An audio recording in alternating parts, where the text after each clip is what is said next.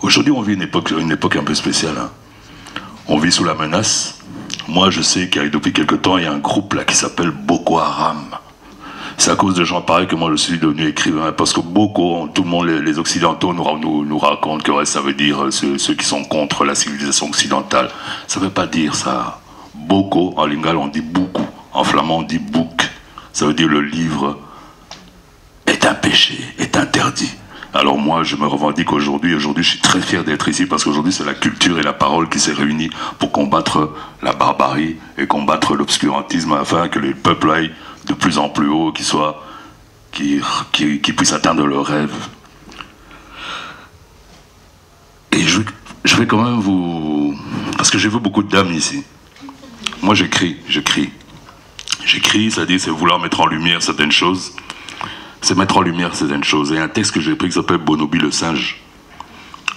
Il est long, mais je vais vous dire un tout petit, quelques secondes de ce texte. L'histoire de Bonobi le singe, c'est l'histoire d'un... Et puis après, je vous parlerai aussi de congolisation. Pourquoi c'est important d'être congolisé?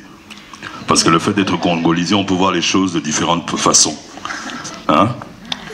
Il ameuta ses congénères, les phacochères, fit appel aux hyènes et d'autres animaux féroces et puants. Devant eux, il accusa les singes de tous les maux, il leur donna des noms d'oiseaux malgré les vautours présents qui ne furent nullement offusqués. Il harangua la foule qui, derrière leur truc en truc, balançait la tête en signe de ralliement, balançait la tête en signe de ralliement. Qui aime la haine? Demanda-t-il. Nous. Qui aime la haine? Nous. Qui? Je m'arrête là. Cette histoire, vous savez, il y a beaucoup de violence, beaucoup de mauvaises choses. C'est l'histoire de...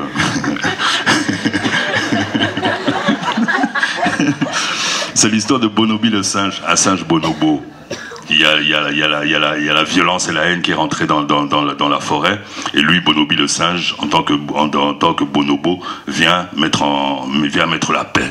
Et là, c'est le type qui fait le discours, il s'appelle Fako la Teigne. C'est lui qui met la haine. C'est une histoire pour enfants. C'est une histoire pour enfants. J'ai d'abord commencé à écrire des livres pour enfants, j'ai commencé à écrire des contes. C'est une bête histoire pour enfants.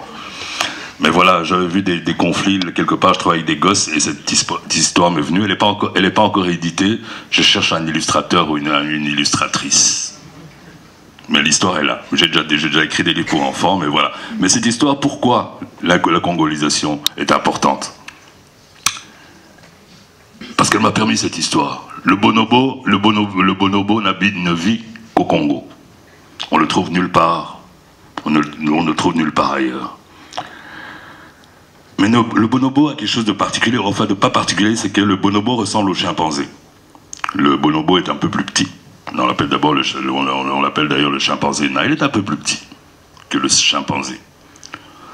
Quand vous qui ne connaissez pas les singes, vous voyez des singes à la télévision, vous les voyez sautant sur toutes les branches, ça crie, ça bouge beaucoup. Vous dites, oh, ils sont mignons, ils jouent.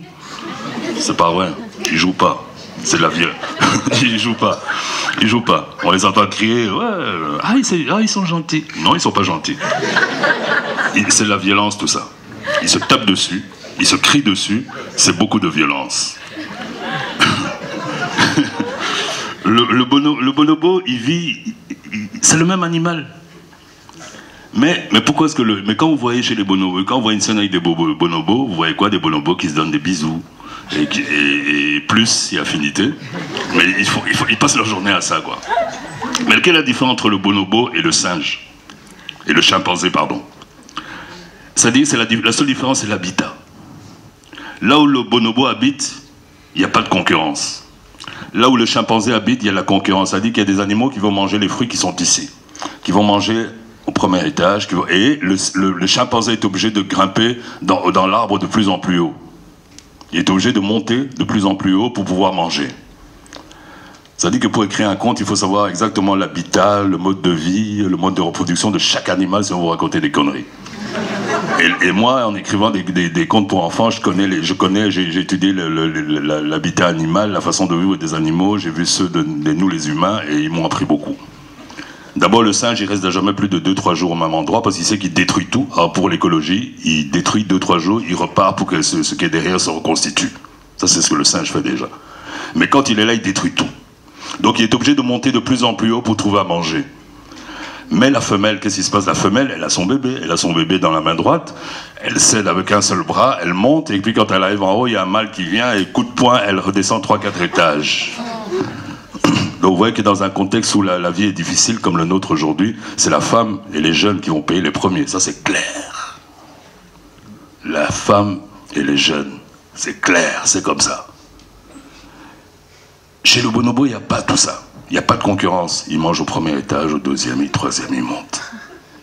Résultat, chez eux, c'est pas la loi c'est pas la loi du plus fort qui règne. Chez les chimpanzés, c'est la loi du plus fort. Celui qui est plus fort mange, celui qui est faible, il reste en dessous. Chez le bonobo, il n'y a pas ça. Résultat aussi, chez le chimpanzé, c'est le mâle qui règne. Chez le bonobo, c'est la femelle. Merci.